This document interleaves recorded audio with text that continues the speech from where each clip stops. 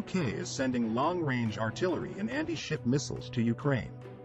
The Ukrainian armed forces will receive long-range artillery, anti-ship missiles and unmanned aerial vehicles from the UK. This is stated in an official statement from the UK government. On May 19, Prime Minister Boris Johnson met with President Zelensky of Ukraine to discuss a range of issues, including military support and global food security. President Zelensky briefed on the situation in Donbass and the return of all sovereign territories of Ukraine and the fight against Russian disinformation.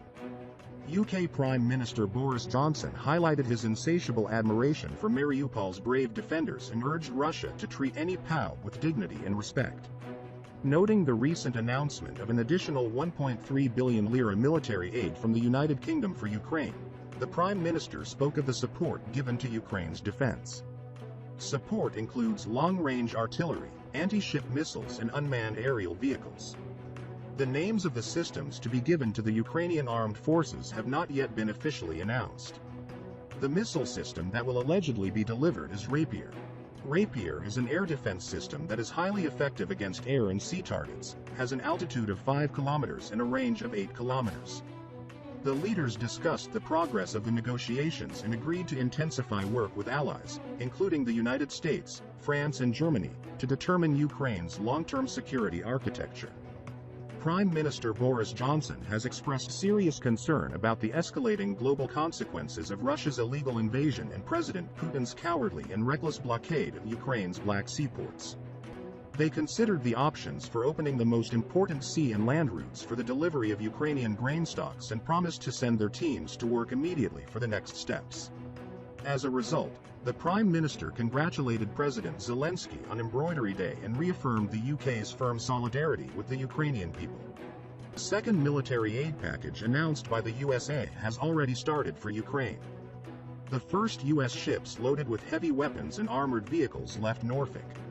US ships began carrying weapons to Ukraine under Lend-Lease. 2 of the military aid package to Ukraine in the United States.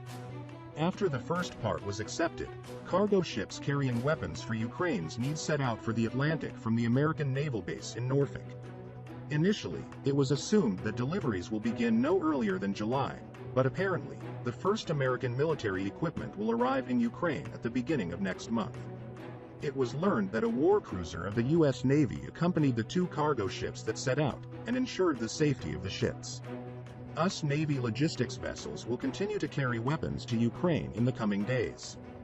It seems that heavy weapons are being transported, which is difficult or completely impossible to transport by plane.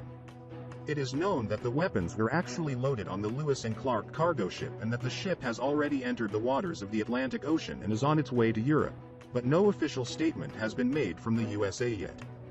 This is because, above all, the Pentagon and Washington are trying to hide the secret weapons and equipment supplied to Ukraine.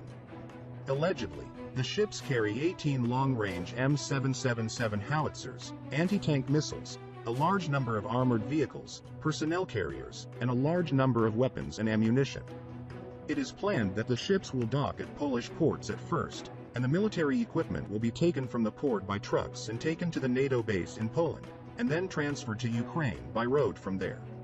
It has been reported that U.S. officers are preparing to train Ukrainian soldiers at the NATO base, in order to teach the use of some incoming weapons and warfare systems.